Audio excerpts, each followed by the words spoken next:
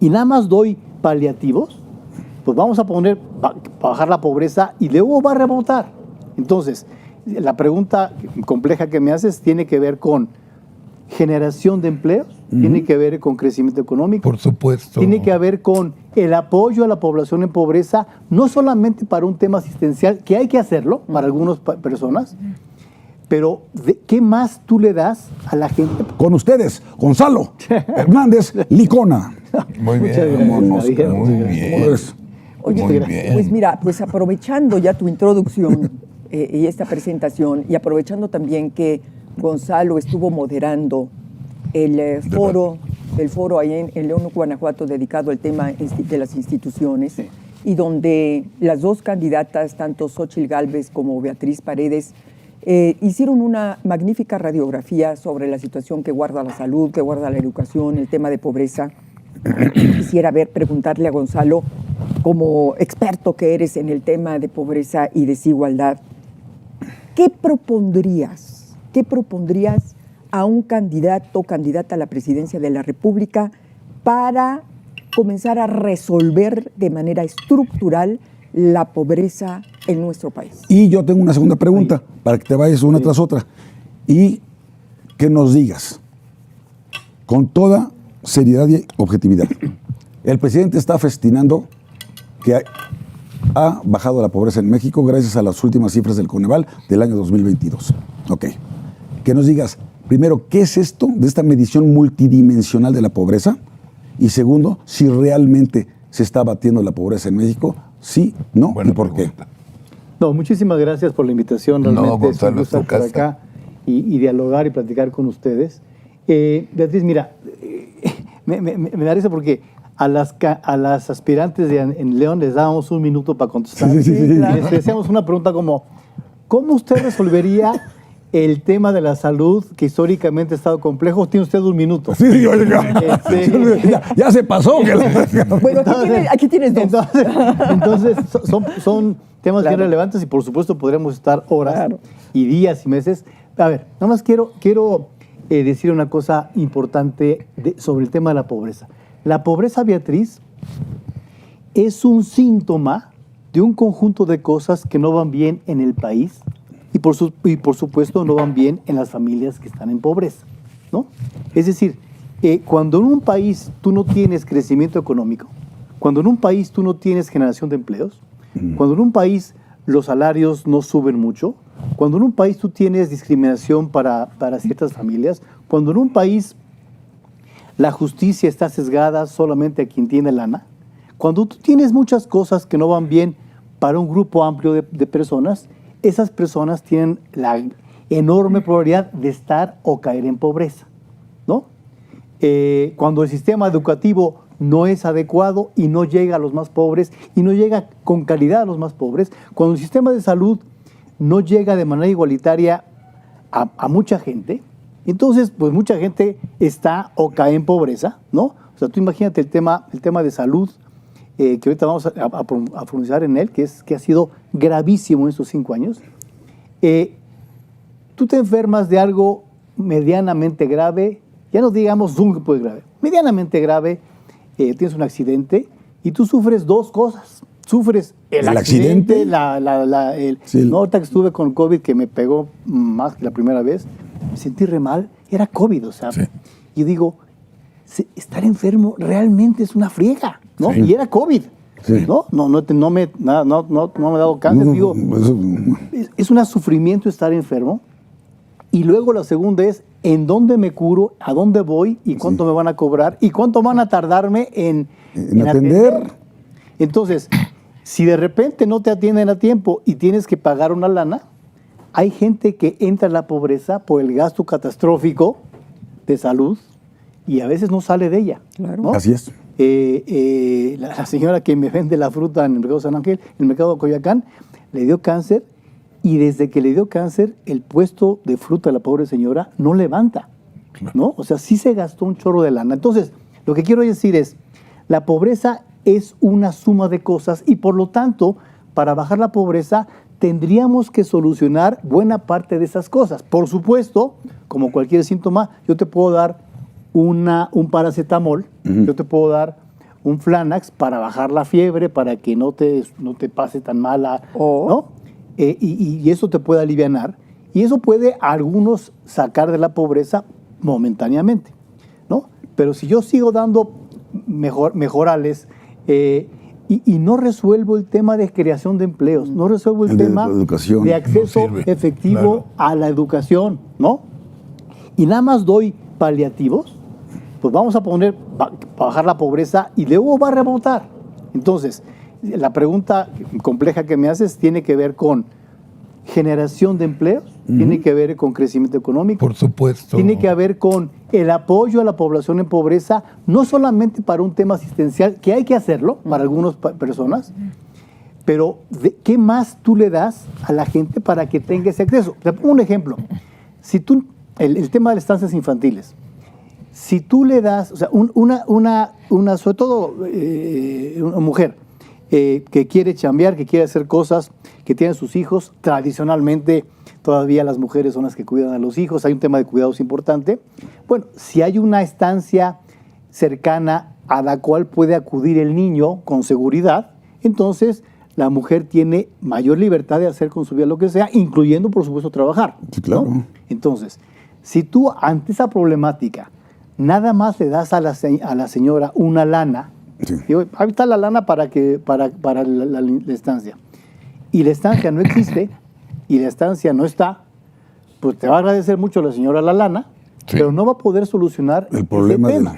Si tú no inviertes en el acceso, que la señora pueda pagar esa estancia, pueda acceder, que la estancia exista y que tenga seguridad, si tú tienes esas tres cosas, con más claridad, la señora tiene acceso efectivo a ese derecho, ¿no? Por supuesto, en educación igual. Si tú le das una lana al cuate para que vaya a la escuela y la escuela está 4 días, no está cumpliendo el derecho a la educación. Estoy totalmente Entonces, de acuerdo. Lo que está pasando ahorita, y me adelanto un poco, pues es que el presidente sabe que la lana es electorera, sabe que repartir lana da muchos votos. Sí, porque además la gente piensa, López Obrador me está dando Ha tenido una dinero. virtud Sí, así lo del dice. presidente de vender muy bien el programa de adultos mayores desde el año 2000. Sí. Y desde que lo daba decía la gente, ese es el programa de López Obrador Sí, para adultos mayores, y continúa. La razón por la cual ha crecido el programa es porque el presidente sabe que electoralmente es un hitazo.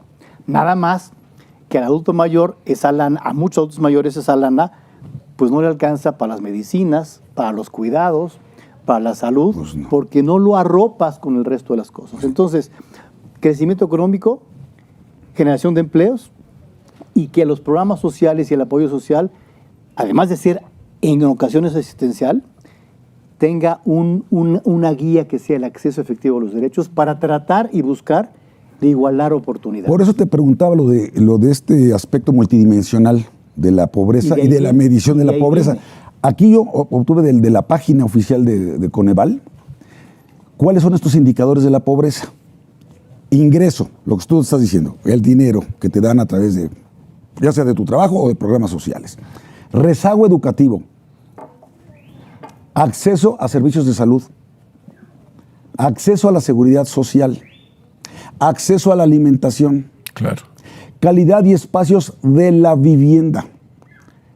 Acceso a servicios básicos en la vivienda y cohesión social. Todo esto es lo que se tiene que evaluar para efecto de saber si estás en pobreza o no estás en pobreza. Eso quiere decir, por lo tanto, que la suma de estas cosas te señalan a alguien en pobreza. O sea, la pobreza es el síntoma de las broncas en ingreso, en acceso a salud, en acceso a educación, que si no las tienes completas o casi todas, caes en lo que se llama pobreza. Digamos. Una pregunta de alumno. Todo lo que explicaste que está clarísimo y se está entendiendo muy bien, yo supongo que cualquier secretario de Hacienda de los 3 que lleva Andrés, se lo dijo a Andrés. Estoy seguro. Mire, para combatir la pobreza ABCDFG. Y a Andrés le vale madres combatir la pobreza porque no hizo nada lo que le recomendaron sus 3 asesores de Hacienda. Él se centró en dar dinero para los votos. O sea, Estoy bien. No, totalmente de acuerdo. Ok. Excepto una cosa que luego vamos a ver. Pero sí, la visión del presidente es la política social tiene que ser un tema de entrega de dinero. Sí. No solamente eso. Sí. La frase que utilizó en una mañanera. Sí, descaradamente. Pues son como los animalitos y las mascotas. Sí. Tienes que darles dinero porque ni modo de pedirles que ellos mismos busquen su alimento. Entonces, Así lo dijo. La Así lo visión, en una frase absolutamente absurda del presidente, muestra su visión. A la población en pobreza hay que darle lana. Sí. Y si tú lo combinas con el tema de, bueno, y los pobres cuando dejan de serlo se vuelven aspiracionistas Sí.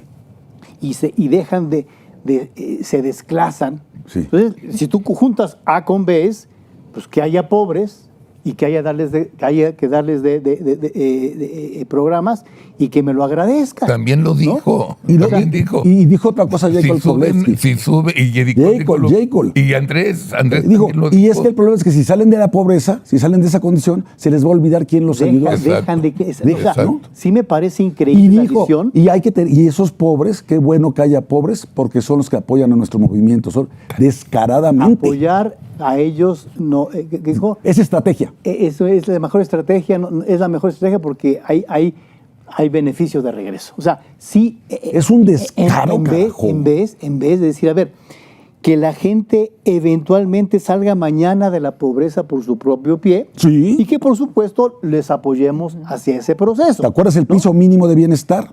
O programas como Prospera Oportunidades, que en el fondo tenía el apoyo monetario rumbo a que los niños, niñas y adolescentes tuvieran mayor educación, salud y nutrición para mejorar ellos a lo largo de su vida. Claro. No la lana para que Directo. se la dé. Ustedes piensen en las familias, o sea, piensen en nuestras familias. ¿Qué tipo de apoyo le damos a la familia? Por supuesto, uno quiere apoyar a sus hijos, al adulto mayor de la casa, uno quiere apoyarlo. Y en diferentes etapas tú puedes darle, oiga, ahí está el domingo, ahí está el apoyo, Sí. ¿no? Nada más que si tú lo único que haces para que tus hijos salgan adelante Es darles una dinero. lana y dices, oye, pues la escuela, pues la calidad de escuela no importa, la salud no importa. No importa. Yo te doy una lana y ahí búscale. Sí, los ¿no? valores. A ver, Gonzalo, pero entonces explícanos una cosa. Explícanos las mediciones de Coneval. Es decir, porque el presidente está festejando el último reporte de Coneval donde dice que hay una importante disminución de la pobreza. Pero por el otro lado vemos que efectivamente todo lo que tú dices, la salud no está en sus mejores condiciones. Al contrario. Ni la educación, ni el trabajo, ni la calidad de vida. Entonces, explícanos por qué Coneval da ese tipo de reporte. Hay tres cosas, y hay una de las que voy a hablar que es un tema que yo siempre he abogado que se debió haber hecho y se está haciendo. Entonces, ese es el punto. Entonces, ¿qué pasó de 2018 a 2020? Bueno, en medio hubo una pandemia que nos dio en la torre. En mayo de 2020 perdimos 12.5 millones de empleos o de ocupaciones. O sea, en mayo la gente... Sí, no de se quedó empleos sin formales. lana. Obviamente de mayo 2020 al 2022 lo que ha pasado es una recuperación. O sea, ya no perdimos otra vez 12 millones y se comenzaron a recuperar. Recuperando. Entonces, tú tienes un efecto, digamos, rebote, Beatriz. De rebotamos de 2020. Sí, de una caída muy fuerte. Por lo tanto, mejoramos el ingreso, hubo más ocupación, hubo más empleo. 2, se duplicó el apoyo social del 2018 a 2020. O sea, se duplicó el apoyo de programas sociales, lo cual es relevante. Ojo, porque se había dejado caer del 2014 al 2018. Entonces, Claro. Lo que está haciendo López Obrador es recuperando el monto de programas que había más o menos en 2016. Estamos regresando a lo que teníamos en 2016, que se dejó caer, lo está regresando, pero en la foto lo que tú ves es la duplicación de lana de 2018 a 2022. Y tercero, que es el punto que yo quería decir, desde hace mucho, Javier, nosotros en Coneval le decíamos al gobierno, oiga, el salario mínimo Exacto. es muy, muy bajo, se puede subir.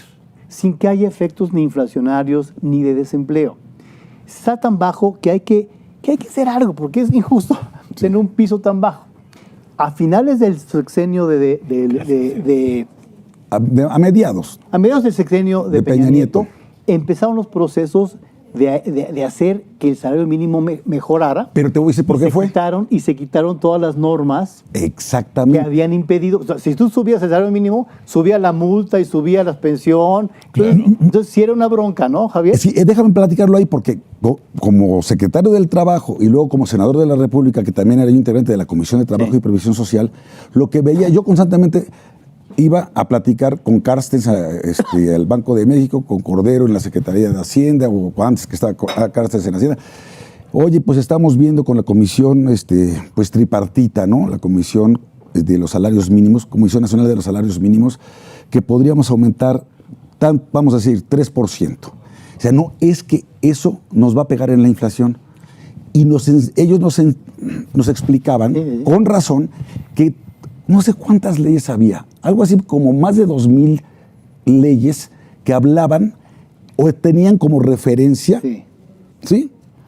Al salario mínimo para efectos de pago de multas, para efectos de pago de obligaciones, Exacto. del Infonavit, de no sé qué cuánto, todo estaba relacionado tantas veces el salario mínimo. Exacto.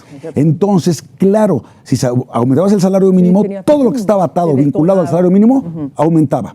Lo que creamos entonces en el Congreso fue la unidad de medida, la UMA, de medida y actualización, para sustituirla y separar el salario mínimo para que fuera únicamente por lo que hace al ingreso laboral. Y que la UMA es la que hoy aplica para efectos, las multas y todo. Eso fue lo que liberó. Esa historia es bien importante. Porque yo sí creo. Entonces, el salario mínimo no subía por estas implicaciones, se liberaron esas ligas. Exacto. Y al final de los últimos 2 años de Peña Nieto empezó a subir el salario mínimo arriba de la inflación. Arriba de la inflación. Más allá de lo que se tenía, pues casi cero. Entonces, el salario mínimo empieza a subir a finales de Peña Nieto y el presidente López Obrador lo sube mucho más. Yo creo que ha sido un acierto. Yo sí creo que ha sido un acierto subirlo. Yo también.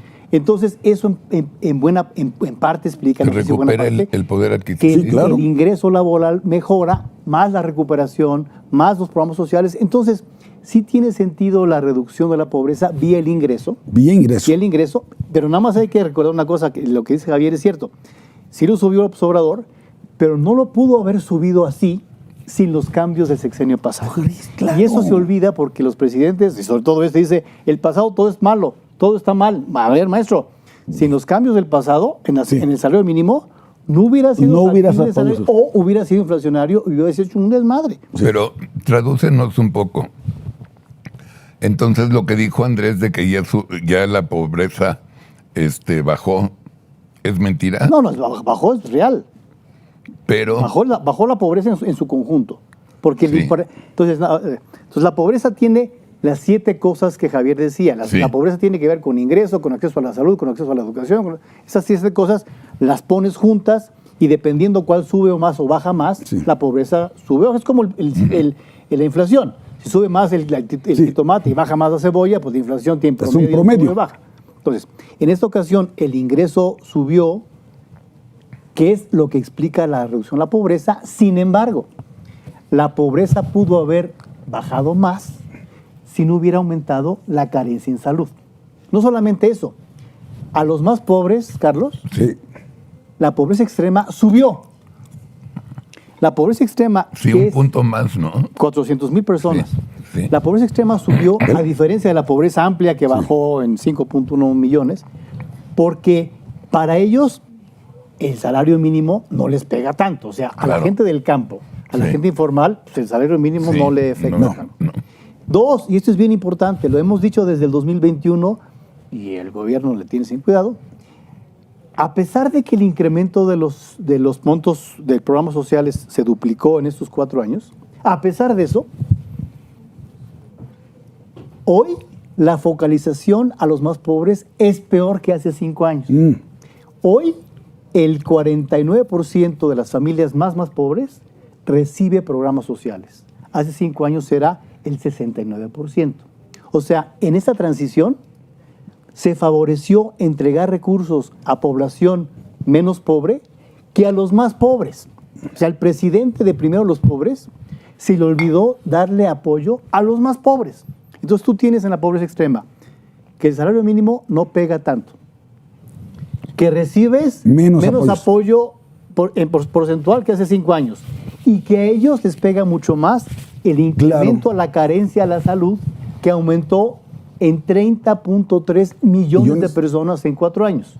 Si tú sumas eso, Beatriz, la pobreza extrema entiendes por qué sube 400,000, mientras que la pobreza amplia, en donde el ingreso fue lo más relevante, hubo empleo. baja. Pero es una tragedia lo que estás diciendo, o sea que la pobreza extrema, a ver, me vas a corregir si digo alguna tontería. La pobreza extrema se debe de entender como esa situación en la que está un padre de familia o una familia de que no tiene lo suficiente para darle de comer 3 veces al día a esa familia. Una pobreza extrema es una familia que tiene un ingreso menor al valor de la canasta alimentaria y tiene 3 carencias sociales al mismo tiempo, ¿no? Entonces, sufres porque tienes poca lana y porque no tienes acceso a lo básico, a los derechos, que puede ser salud, educación, vivienda, ¿no? Sí. Entonces, si alguien tiene ingreso bajo y estas 3, es pobre extremo. Lo que pasó es que para la pobreza extrema, el ingreso no subió tanto ni por salario mínimo ni por programas. Pero sí aumentó la carencia de salud y la carencia educativa. Pues qué tragedia. Y por lo tanto, a esa franja de la población, la pobreza subió. Entonces yo digo, la pobreza bajó, pero no para los más pobres. No. Entonces, sí hay que ver la foto, Beatriz, completa, porque entonces, obviamente los gobiernos, este gobierno va a sacar la champaña por la reducción de la pobreza, pero no va a decir mucho del incremento en la pobreza extrema y no va a decir mucho del incremento en la carencia de salud. 30.3 millones incrementó la carencia de salud. Pero sí dijeron, ¿no viste lo que el miserable presidente, cómo reaccionó?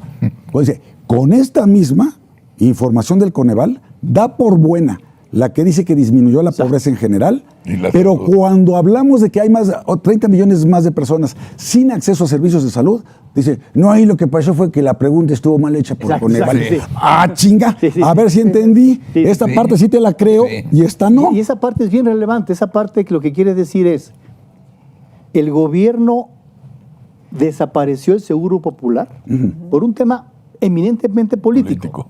Es del pasado. Sí. Y lo cambió, o sea, dejó de usar el seguro, desapareció el Seguro De Popular. un día para otro, ¿eh? Y lo cambió por el INSABI. Por nada. Exacto. Porque el INSABI era nada. Claro. Entonces, y luego desaparece el INSABI porque no era nada, entonces, ¿para qué? Y ahora está el IMSS Bienestar, que habrá que ver qué sucede nada con él. Tampoco. Que habrá que ver que si hay algo. 30 millones famosos, que es lo que se va a estrangular todo ahí. Entonces, la gente cuando le preguntas, oiga, ¿usted tiene acceso a su servicio de salud? Digo, pues el Salud Popular ya no existe. El INSABI no lo entiendo. No tengo acceso a los servicios privados. Entonces, fue la acción del gobierno de haber quitado, puesto y hecho un desastre el tema de salud, lo cual incrementa el acceso a la salud. Si tú lo combinas eso con que no hay medicinas, con que hay desabasto de medicinas,